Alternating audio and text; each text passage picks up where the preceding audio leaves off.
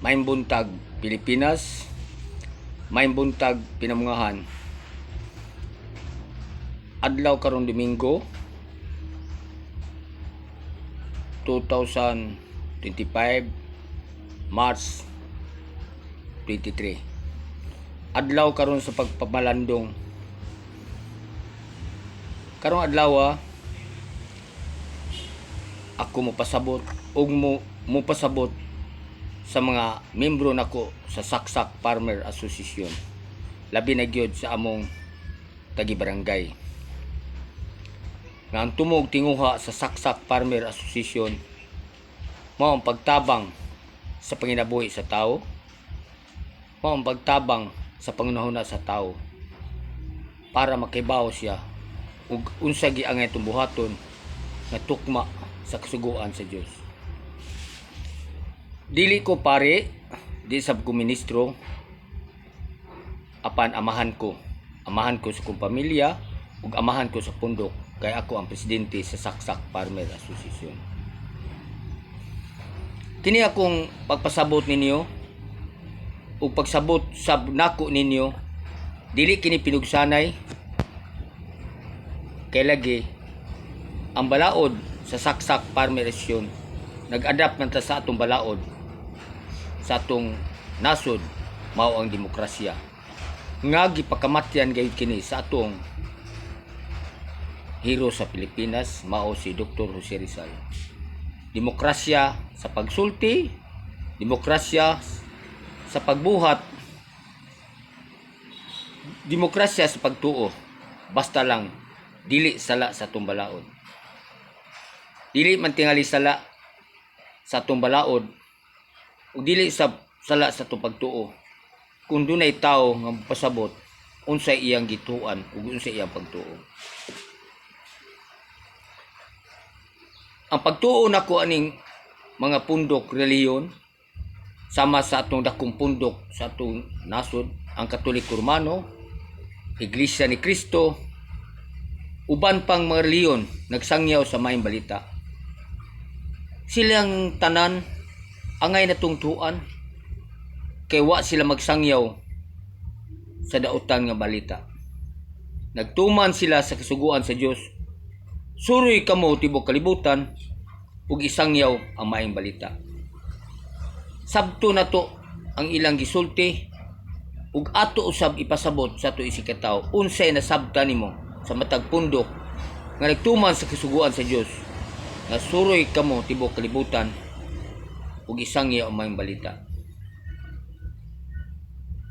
Karon kay adlaw Domingo, adlaw marud pagpalandom, pagpasabot o pagsabot nga ang balaod ug ang reliyon nagkahiusa. Apan adunay laylain tumong. Ang atong balaod sa atong nasod, ang pagpatuman sa balaod sa atong nasod ngadto sa mga tawo nagpuyo sa atong nasod. Ug ang reliyon usab nagpatuman sa balaod nga gisugo sa Dios diha kanato. Sa adlaw Domingo, adunay mga reliyoso nga nagbiadto sa simbahan. Kay karon adlaw ro nila gitawag Domingisto. Adlaw Domingo, adlaw ipapahulay is pag-ampo. Kasagaran sa adlaw nga nagmithi sa adlaw Domingo, mao gayud ang atong Katoliko Romano. Apan duna usay nagmithi o nagtuo nga ang adlaw ti papahuway Sabado. Apan wala di adlaw nga ipapahuway, kundili ang matag adlaw sa ting trabaho ug ang adlaw di sa ting pahuway mao di ang adlaw sa kagabion. Kay ang adlaw gibuak sa duha, no? Kahayag ug kangitngit. Dusi ang kahayag, dusi ang kangitngit. Nga ang tao mintras nga wala pa mahuman ang iyang gibuhat, dili gayon mo pahuway. Magunahuna og sa iyang buhaton nga mahuman ang iyang trabaho. ang pahuway di ay mao ang imong katulugon sa panahon sa kagabion. Mausab ang kinabuhi sa tao. Human ka mataw, ang imong gipaabot ang kamatayon. Kay ang tanang tao ning kalibutana mamatay magyud. Kamao may silot sa kasalanan nga gibuhat sa atong unang ginikanan sa kalibutan, ang pagsupak sa duha ka sugo. Duha ka sugo nga wa matuman sa tawo. Karon kay daghan na ta, doon na napoy napo kasugo nga atong pagatumanon. Ug tingali lisod tumanon sa tawo ang kasuguan sa napo kasugo. Kay wala magani matuman sa tawo ang duha ka sugo samot gyud ang napo kasugo. Apan dili na to ilalis ang tanan kay tao raman ta. Kay ang tao nga may katungod mutuman sa napo kasugo usa ra gyud mao ang atong Ginoong Hesukristo. Tao nga usa ka balaang tao, usa ka sulundong tao nga nagpakamatay siya aron matuubos ang silot sa iyang amahan ngadto sa tao. Siya nag-extend sa kasalanan sa tao nga dili mapahamtang sa iyang amahan. Siya nag-antos, siya nagsakripisyo para lang gyud ang tao dili masilutan sa sala nga nabuhat niya. Mausab ang netabo sa tao ning kalibutana nga bayad sa itong kasalanan usa ang kamatayon. Nga ang kamatayon sa tao dili gid angay nimong hilakan. Kay tungod kay ang tanan adunay kamatayon. Nga ang kamatayon mao di ang kaluwasan sa atong kasalanan. Kay ang kamatayon may graduation sa atong kinabuhi. Kung ang tao mamatay na, wala na'y problema.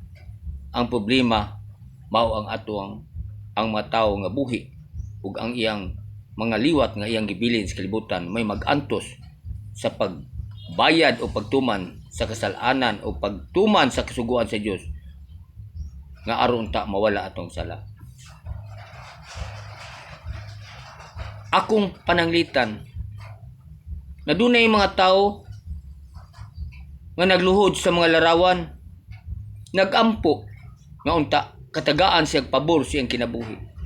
Tagaag taas nga kinabuhi, kung dato mangayog ipuno, ang pobre mangayo tungod kay wala. Apan ang tanan, ang pagtuman ug ang pagbabag ug pagkapakyasan o kadaugan ang magbuot ani ang labaw ra gitong makagagahon. Kay bisan pa unsa nimo kadato ning kalibutana, aduna man kay kamatayon. Biyaan nimo ang tanan, ang imong kahimtang nga haruhay, gahum, kakabus ug kaulipon, nag-abot sa imong kamatayon, imong bayaan ang tanan. Mao na nga magpasabot ko sa katawhan, kung unsay angay natong buhaton, nga ang Dios malipay nato. Ato bang ang Dios pakanon?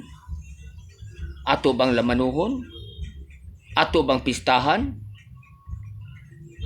Dili.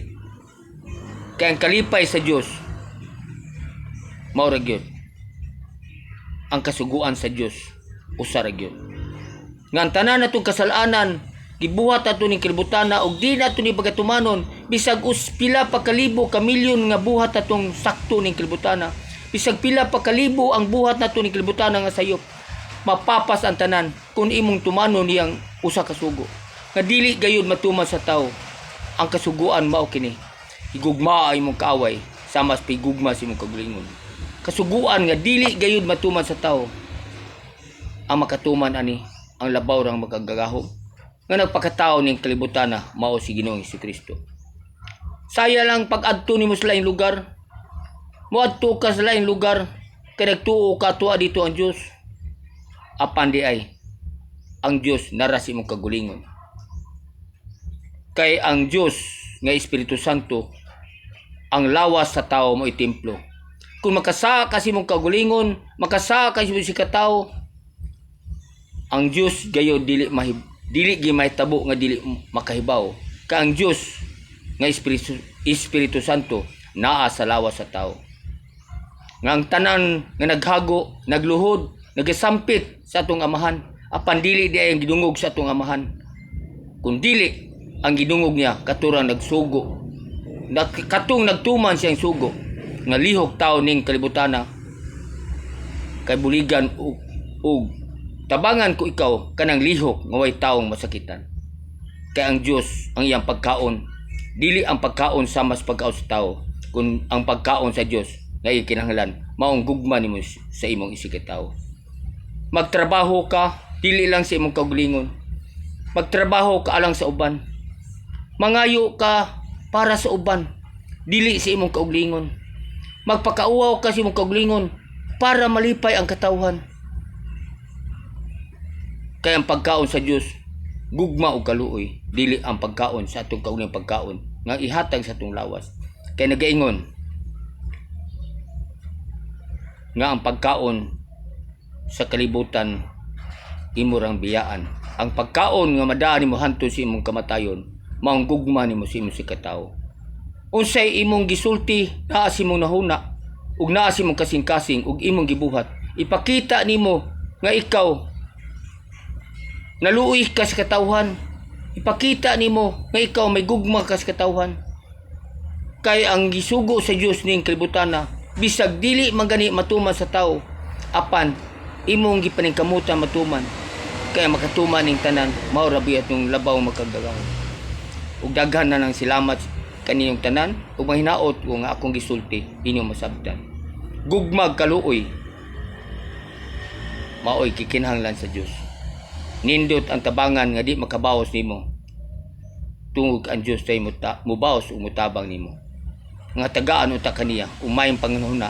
Makanahuna ka unsay sakto sayo. Unsay angay buhaton nga ang Dios malipay sa imong gibuhat. Ug daghan ninyong salamat ug mahinaot ko nga katagaan kamo ug maayong panglawas, maayong pangunahuna ug makasabot unta mo sa akong gisulti. Kung akong gisulti sakto ba og dili. Nga inyong pag-adapon kung ganahan mo apan dili okay lang gihapon kung dili mo mutuo kay ang kalibutan adunay kagawasan. Daghang salamat niyong tanan.